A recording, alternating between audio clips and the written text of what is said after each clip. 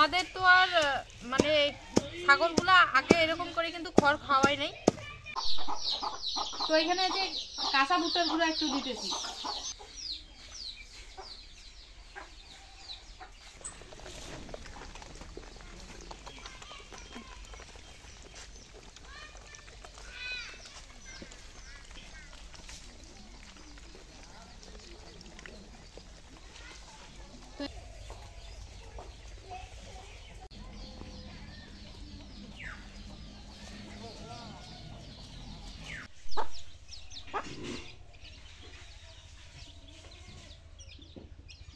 আসসালামু আলাইকুম, welcome back to my channel Dahagram vlogs.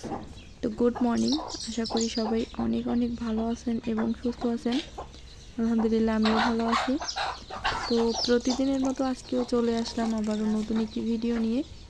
তো আজকেও অনেকটা বেলা করে ছাগলগুলো বের করলাম, আর এদিকে তো কোনো রোদের আভাসই নাই দেখতেছি। জানি না আজকেও রোদ উঠবে কি না। আকাশের অবস্থা খুবই খারাপ। তো যাই হোক, সম্পূর্ণ ভিডিওটি দেখার অনুরোধ রইল, আশা করি অনেক অনেক ভালো লাগবে। আর অবশ্যই একটি লাইক, কমেন্ট এবং চ্যানেলটি সাবস্ক্রাইব করে দেবেন। তো আজকেও অনেকটা বেলা করে ছাগলগুলো ঘর থেকে বের করলাম। তো বের করার পর দেখতেছি আকাশটা আজকেও মেঘলা, খুবই আকাশের অবস্থা খারাপ, ছাগলগুলোর জন্য আর কি। এত পরিমাণ ঠান্ডা পড়ছে যে আমাদের মানুষগুলোর জন্যই একটু প্রবলেম হয়ে গেছে। তার উপর আবার ছাগলগুলোকে তো এমনিতেই একটু বেশি ঠান্ডা লাগে। তাই আমি নিজেই দাঁড়িয়ে থেকে পাশে থেকে ছাগলগুলোকে ঘরে তুললাম না, আগে বাইরে রাখলাম, যে একটু যদি রোদের ঝলক পায় সেই আশায়। তবে সেটা যেহেতু হলোই না, তাই আমি ছাগলগুলোকে আরও ঘরে তুললাম। ঘরে তুলে আশেপাশে থেকে একটু বাঁশের পাতা সংগ্রহ করে ছাগলগুলোর জন্য এভাবে ঝুলাই দিলাম চতুর্দিকে। তো ছাগলগুলো এখন ভাবতেছি যে এগুলাই খাবে। তারপর একটু কলার পাতা কেটে দেব এবং দুপুরের পর দুপুরবেলা পানি গরম করে খুদ রান্না করে খাবো। তো যাই হোক, আপনারা যেভাবে সাপোর্ট করতেছেন, আমাদের পাশে আছেন এবং অনেক ভালো লাগতেছে। আর দোয়া করি সবাই সবসময় ভালো থাকবেন, সুস্থ থাকবেন, আমাদের জন্য সবাই দোয়া করবেন। এবং সবার কাছে রিকোয়েস্ট থাকছে যে আমাদেরকে একটু বেশি বেশি করে সাপোর্ট করবেন, দহগ্রাম ব্লগসের পাশে থাকবেন, ভিডিও কন্টিনিউ দেখবেন, লাইক কমেন্ট শেয়ার করবেন। এবং যারা যারা চ্যানেলে নতুন এই মুহূর্তে, তারা অবশ্যই চ্যানেলটি সাবস্ক্রাইব করে দিয়ে যাবেন। হ্যাঁ, আর কে কোথা থেকে দেখতেছেন একটু জানাবেন, তাহলে ভালো লাগবে। আমাদের পার্শ্ববর্তী দেশ ইন্ডিয়া, আর আমি মনে করি ইন্ডিয়া আমাদের প্রতিবেশী এলাকা, কারণ আমার বাড়ি মূলত ধরা যায় ইন্ডিয়াতে। দহগ্রাম 3 বিঘা করিডোর, আপনারা হয়তো যারা জানেন, ছিটমহল একটা এলাকা, আর ইন্ডিয়ার ভিতরেই আর কি। মূলত 3 বিঘা করিডোর একটা ইন্ডিয়া, বিনিময় করার ফলে কিন্তু এটা বাংলাতে এখন রয়েছে। তবে 2099 সাল পর্যন্ত রয়েছে, ঠিক আছে। 3000 সাল যখন আসবে তখন সেটা ইন্ডিয়া হয়ে যাবে। আমরা বেশি দিন থাকতে পারবো না দহগ্রামে। তো যাই হোক, এখন আমরা বাংলাদেশের নাগরিকত্ব, আমাদের বাংলাদেশের নাগরিক আমরা। তো এখন 11টা পার হয়েছে বেলা। ছাগলগুলোকে বাঁশের পাতাগুলো খাওয়াইলাম।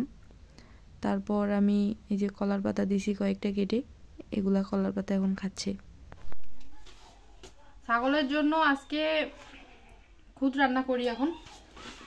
তো খুদগুলো বের করে নিলাম।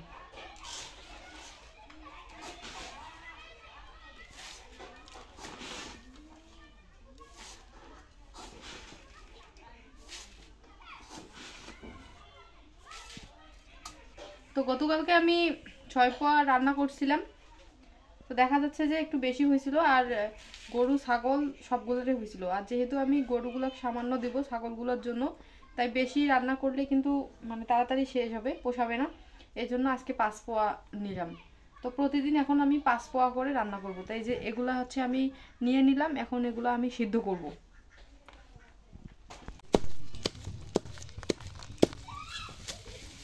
আমাদের তো আর মানে ছাগলগুলা আগে এরকম করে কিন্তু খড় খাওয়াই নাই। তো যেহেতু আমি খুদগুলা নিয়ে আসি, খুদগুলা সিদ্ধ করে খাওয়াইতেছি। তারপরে সাথে হচ্ছে ধানের ভুসি, তারপর ভুট্টার গুঁড়া আছে। তো আমি হচ্ছে এই যে মানে খড়গুলা কেটে কেটে ওগুলোর সাথে মিক্স করে খাওয়াবো, ধীরে ধীরে অভ্যেস করতে হবে। আর আমাদের ছাগলগুলাকে কিন্তু আগে এরকম করে খাওয়াই নাই, তো এইভাবে খাওয়ানোর চেষ্টা করতেছি আর কি। একদিনে কিন্তু খাবে না, তাই প্রথম 5-7 দিন অল্প অল্প অল্প অল্প করে দিব। মানে খুদ ওগুলো খাবারের পরিমাণ বেশি দিব, আর খড়ের পরিমাণটা একটু একটু করে বাড়াবো। আর এইভাবে কাটতেছি, ছোট ছোট হচ্ছে, একটু সময় লাগে কিন্তু সুন্দর হয় আর কি। আর তাছাড়া আমাদের অল্প ছাগল, খড় কাটা মেশিন পাওয়া যায়, কিন্তু আমরা এখন ওগুলা মানে অত কিছু করব না।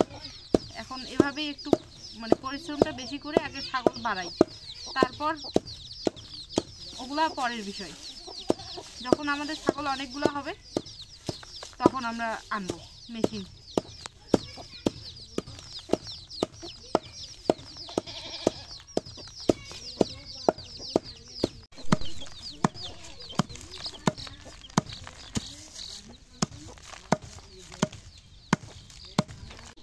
তো এই যে দেখেন খড়গুলো, এই যে মানে এতটুক শুধু আজকে দিব প্রথম, তাই এতটুকু পরিমাণে শুধু নিছি। আর এখানে দেখেন আমি 3টা গামলার মধ্যে ভাগ করে নিছি খাবারগুলা। একসাথে দিলে কিন্তু ছাগলগুলো বাচ্চাগুলো খাইতে পারে না, বড় ছাগলগুলোর জন্য।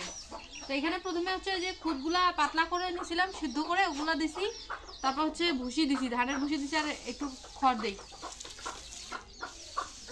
আজকে প্রথম খড় এইভাবে খাইতে দিব, জানি না ছাগলগুলো খায় কিনা, তবে অভ্যেস করতে হবে।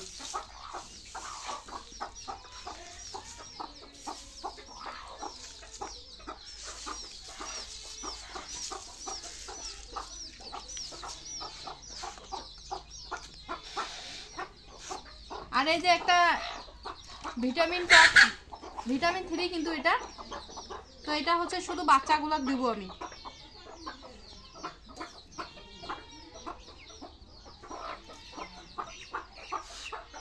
যেহেতু এগুলা শুধু বাচ্চাগুলো দিব খাইতে,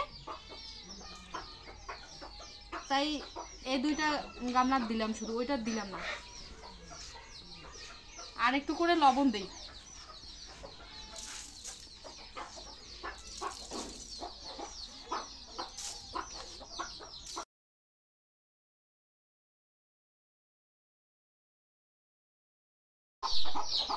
তো এখানে যে কাঁচা ভুট্টার গুঁড়া একটু দিতেছি।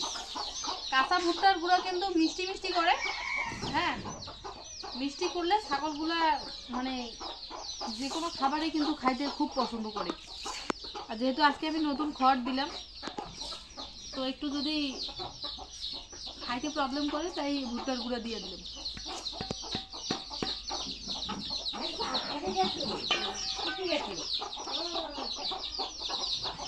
তখন এগুলো আমি মিক্স করে নিয়ে যাবি।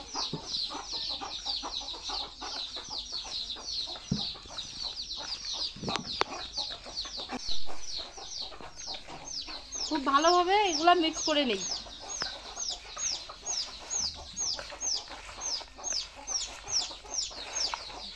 এই যে দেখেন খুদগুলো আমি একবারে মানে সিদ্ধ করে নিছি, আর পাতলা করে একটু সিদ্ধ করে নিছি। আর এগুলার আমি আর পানি মিক্স করব না, নাহলে কিন্তু খড়গুলো খাবে না। একটু শুকনো অবস্থায় দিব।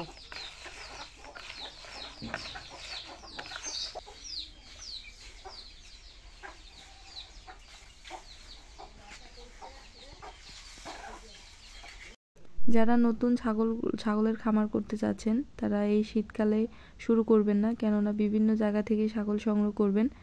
আর সব জায়গার ছাগল কিন্তু প্রফিট ঠিক থাকে না, গ্রোথ ঠিক থাকে না, ফলে কিন্তু ছাগল দুর্বল থাকে। যার ফলে দেখা যাবে যে মানে অল্প একটু ঠান্ডা লাগার কারণেই ছাগল দুর্বল হয়ে পড়তেছে। জ্বর, সর্দি, কাশি, হাঁচি এগুলো সবসময় লেগেই থাকবে। যতই খাওয়ান না কেন ছাগল দুর্বল। এই দুর্বলতা মানে খুব মানে একটু তাড়াতাড়ি কাটাইতে পারবেন না, ফলে আপনার ফার্মের কিন্তু ঘাটতি হবে, লস হবে অনেকটা। এভাবে দিয়ে যা বুঝতেছি ছাগলগুলো কিন্তু ভালোই খাচ্ছে, তো ইনশাআল্লাহ মনে হয় সমস্যা হবে না এরকম করে। এখন প্রতিদিন খড় কেটে এভাবে দিতে হবে। ছাগলগুলো দেখেন কত সুন্দরভাবে খাইতেছে।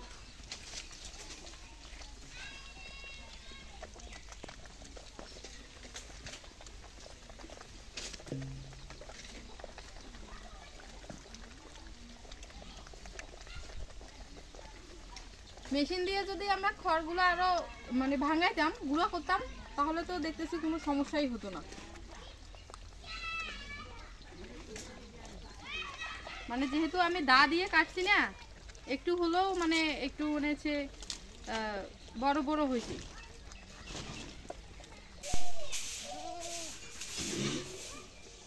ছাগলগুলা খাওয়াইলাম, এখন হচ্ছে ছাগলের ঘরটা একটু পরিষ্কার করি,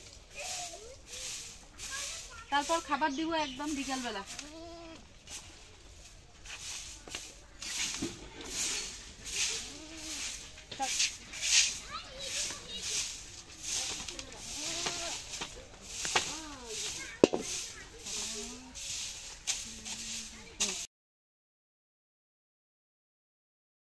তো যাই হোক, চলে আসলাম বিকেলবেলা। এখন দেখেন ছাগলগুলোকে ঘাস খাইতে দিলাম, আর এই ঘাস খাওয়া হলে আমি ঘরে তুলব।